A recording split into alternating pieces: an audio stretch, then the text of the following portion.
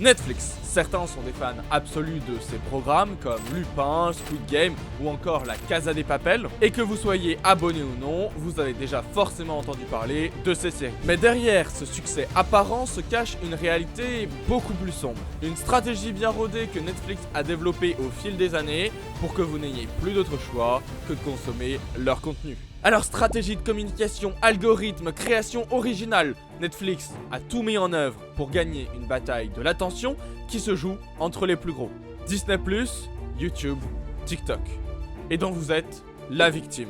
Alors plongeons ensemble pour découvrir la face cachée de Netflix et comment ils nous manipulent pour nous faire consommer encore et toujours plus de leur programme. La première chose qui rend Netflix si particulier, c'est sa stratégie de communication, surtout visible sur les réseaux sociaux. Ils ont un franc-parler et une spontanéité assez rare pour une marque. Ils mettent tout en œuvre pour casser l'image d'un géant du streaming, avec une communication qui rentre dans la vie des gens. Des stories qui incitent à partager sa série du moment, des réponses à des tweets comme si c'était un de vos potes. Il n'y a qu'à regarder les commentaires sous les posts que fait Netflix. Beaucoup d'utilisateurs parlent à la marque comme ils parleraient à leurs amis. Mais ne vous méprenez pas, derrière cette apparente proximité, il y a en réalité une machine bien huilée. Des comptes Netflix différents dans chaque pays, pour éviter les différences de langue, mais aussi de culture, et ainsi être plus proche de sa communauté. Des community managers par pays qui cherchent constamment à réagir, commenter, toujours dans un ton léger et décalé, mais surtout une incroyable cadence de publication, en moyenne 11 posts par jour, avec 3 à 5 sur Instagram, 3 à 5 également pour Facebook et 5 tweets sur X. Tous ces contenus visent à tenir informé des prochaines sorties, à montrer les coulisses des tournages, mais aussi beaucoup de mèmes et de contenus humoristiques, toujours avec leurs films et leurs séries comme base. Alors, ils postent beaucoup, mais vous postez également pour eux. Ils utilisent du User Generated Content, du contenu créé par la communauté, en vous incitant à poster votre série du moment ou à tweeter un mème que vous avez fait avec leur programme. Ils vous utilisent pour créer encore plus de contenu en repartageant avec leur compte. Mais vous me direz que tout cela n'est que de la communication, ayant pour but de donner une image jeune et dynamique à l'entreprise, rien de plus. Eh bien cela va beaucoup plus loin. Toute cette communication n'a en réalité qu'un seul but, vous faire souscrire et vous faire rester abonné. Netflix vous bombarde de leur contenu, des mèmes, des fonds d'écran, des photos de coulisses. Sans avoir vu un seul de leurs programmes, vous les connaissez déjà presque tous. Et on ne parle ici que des réseaux sociaux, mais il y a aussi les affiches dans le métro, à l'arrêt de bus, leurs programmes sont partout. Mais ça, toutes les entreprises le font. Non, ce qui diffère avec Netflix, c'est sa proximité avec la communauté. En commentant, repostant, réagissant à ceux qui ont vu la série, ils vous donnent envie de la voir. Un peu comme un pote qui vous dirait « Oh, j'ai adoré cette série, il faut absolument que tu la vois !» Et puis ils les mettent en avant, tous ceux qui ont aimé la série, en les repostant. « Regardez cette série que tout le monde a surkiffé. Alors, pourquoi est-ce que vous aussi vous la regarderiez pas? Vous manquez quelque chose, franchement !» Et souvent même, pour comprendre leur post, il faut avoir vu le film ou la série. Alors, avec tout cela, ils activent chez vous ce sentiment de manquer quelque chose. Manquer la série que tout le monde a aimée. Et surtout, ils entretiennent la peur d'être rejetés par la communauté. Puisque si vous n'avez pas regardé cette dernière série à la mode, tout le monde va en parler autour de vous. Et vous serez largué. On parlait tout à l'heure du fait que Netflix essaie de rentrer dans la vie des gens. En plus d'être présent dans votre quotidien sur les réseaux sociaux, Netflix va jusqu'à pirater une gare pour un coup de buzz. En effet, le jour de la sortie de La Casa de Papel partie 3, Netflix diffuse sur tous les écrans de la gare de Lyon et de la gare du Nord une vidéo du professeur. Si nous interrompons votre journée, c'est parce que l'heure est grave. Rio, l'un de nos membres, a été capturé par la police. Il est détenu en secret de manière illégale. Nous demandons une justice équitable. Nous n'avions pas du tout l'intention de revenir. Mais face à cette situation, nous n'avons pas d'autre choix que d'agir. Rejoignez-nous. Nous sommes la Resistencia. On est le 19 juillet 2019, en plein départ en vacances. Mais ce n'est pas tout. Netflix, ce jour-là, s'immisce également sur la une de plusieurs journaux, sur les médias en ligne ou encore par des pubs sur les plus grandes chaînes de télé. Excellent.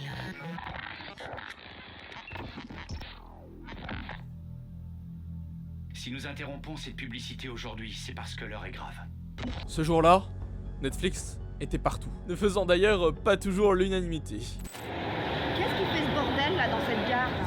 Mais ce n'est pas la première fois qu'ils font des événements de ce genre. En 2015, pour la sortie de Orange is the New Black, une façade de prison a été entièrement créée en plein cœur de Paris, créant encore et toujours le buzz. Il y a aussi en 2021, pour la sortie de Lupin, quand Omar Sy colle en plein métro des affiches de Lupin, mais que personne ne le reconnaît. 2 ans après, toujours pour Lupin, Netflix s'amuse à faire de fausses pubs pour des bijoux volés. À l'image de leur communication sur les réseaux sociaux, du marketing toujours décalé et surprenant. À travers tous ces coups de pub, de buzz, de marketing, appelez ça comme vous voulez, à travers également leurs réseaux sociaux, Netflix a su se créer une communication bien spécifique, jamais vue auparavant, maîtrisant à la perfection l'art de vous interpeller et de capter votre attention. Car c'est bien dans cette bataille que Netflix s'est lancé. La guerre de l'attention, probablement la ressource la plus précieuse du 21e siècle. Vous avez sans doute déjà entendu cette citation de Reed Hastings,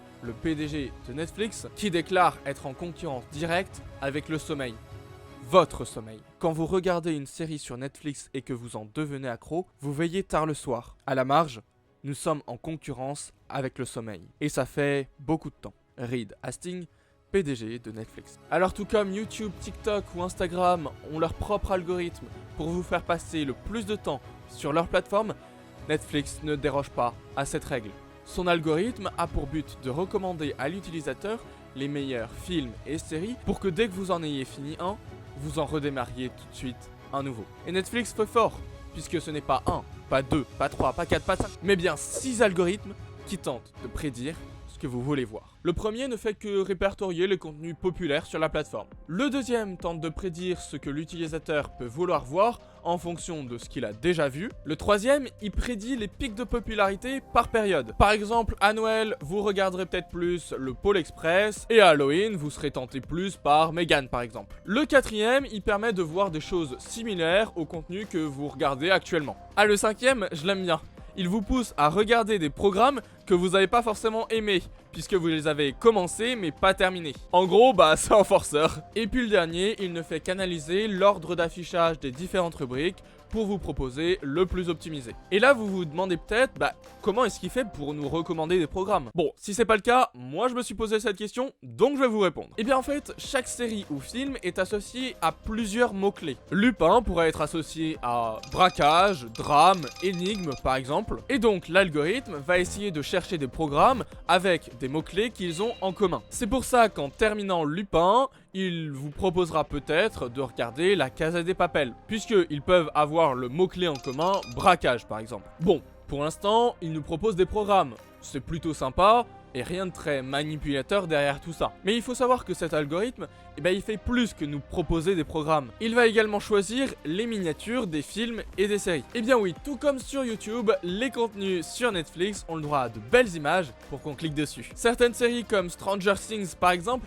en ont même une dizaine. Sauf que là où ça se fait se questionner, c'est jusqu'où ils vont. Par exemple, Netflix pourrait mettre en avant un personnage noir ou LGBT si vous êtes plus sensible à ces causes-là. Et même si le personnage n'est qu'un personnage secondaire et que le film ne va pas du tout parler de ça. En somme, par la miniature, il déforme l'idée que vous vous faites du film ou de la série pour vous faire cliquer un peu plus. Mais à contrario, quelqu'un au penchant raciste pourra ne voir que des acteurs blancs sur les miniatures. Tout comme les programmes n'allant pas dans sa façon de penser ne lui seront pas proposés. Netflix utilise l'hyper-personnalisation pour nous conforter dans ce qu'on a l'habitude de regarder, nous occultant alors un pan entier de son contenu parce que les algorithmes ont décidé que ce n'était pas pour nous. On nous enlève ainsi la possibilité de choisir. Alors certes, il ne nous oblige pas à regarder un programme et nous laisse le choix de ce qu'on veut regarder, mais dans ce que l'algorithme a préalablement sélectionné pour nous. C'est un choix, oui, mais un choix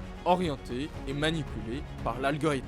Et puis le fait que l'algorithme se base sur ce qu'on a déjà regardé pour nous proposer des programmes similaires, ça pose un autre problème. Toutes les séries et les films que l'on voit se ressemblent. Tu as regardé et kiffé un film de science-fiction? Eh bien tiens, j'ai 18 autres films avec un synopsis quasiment identique. Tu vas les adorer. Bah non, si j'ai aimé un film, ça sert à rien de me proposer de pâles copies de ce dernier. Les remakes de films connus ne sont généralement pas à la hauteur. Mais en même temps, j'ai pas envie de dire que c'est nul et que leur algorithme ne sert à rien. Parce que déjà, Netflix ne performerait pas si son algorithme était nul. Et puis en vrai, parfois on est bien content de l'avoir. Personnellement, j'aime bien la science-fiction et le fantastique. Et ça, Netflix l'a bien compris. Donc il me propose plein de films et de séries en rapport avec ça. Dans le lot, il y en a plein que je vais pas aimer. Mais il y en a d'autres, comme The Signal, qui ont été une vraie découverte et que j'ai adoré. Et sans l'algorithme, je l'aurais jamais découvert. Donc merci.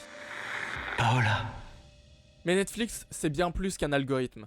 Sa vraie force, c'est la data. La data qu'ils ont collectée sur des millions d'utilisateurs pour connaître leurs envies, les tendances actuelles, pour ensuite pouvoir créer des films et des séries qui répondent directement à la demande de leurs abonnés. Rendez-vous compte, c'est à la fois le producteur et le diffuseur. C'est donc très facile pour eux de collecter des données de diffusion, comme le nombre d'audiences, mais aussi et surtout les personnes ciblées, leur âge, leur pays, et puis le temps qu'a pris un utilisateur pour finir la série. Toutes ces données permettent ensuite de créer des contenus ciblés pour un type de population. Documentaire ou fiction, drame ou comédie, historique ou fantastique, il y en a pour tous les goûts, tous les âges, toutes les envies. Et ça, c'est fort. Bon, je ne pouvais pas finir cette vidéo sans vous parler du truc qui m'a le plus choqué en faisant mes recherches sur Netflix. Netflix pourrait avoir fait une grosse erreur. On est le 10 avril 2024 et sort What Jennifer Did, un documentaire qui relate l'enquête sur le meurtre de 2 parents, ne laissant comme unique survivante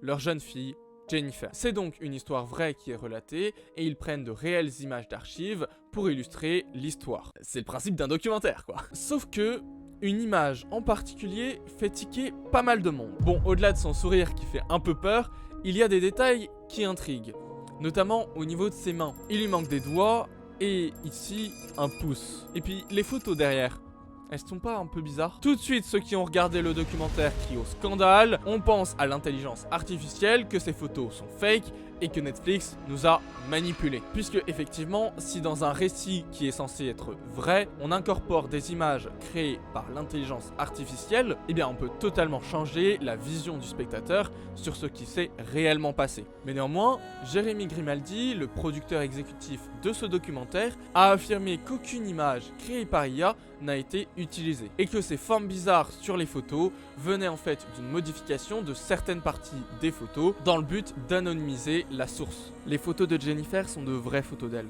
Le premier plan, c'est exactement elle. L'arrière-plan a été anonymisé pour protéger la source. Donc effectivement, on peut se poser la question de potentiels contenus créés par Netflix dans le but de nous manipuler ou de transformer la réalité dans un but précis. Même si ici, personnellement, je ne pense pas que ce soit le cas. Après, honnêtement, je pense que Netflix n'est pas fondamentalement méchant en voulant nous manipuler à tout prix. Comme beaucoup d'autres entreprises, elle joue simplement au jeu du capitalisme pour être toujours plus rentable et personne ne peut lui en vouloir pour ça. Il faut simplement en être conscient et avoir en tête qu'en vous abonnant à leur service, ça implique un peu plus que de payer 5,99 €. En tout cas, ce qui vous coûtera pas plus de 0 €, c'est de s'abonner à cette chaîne si mon contenu vous plaît. J'espère que cette vidéo vous a plu et je vous dis à plus pour de nouvelles vidéos. C'était Boita.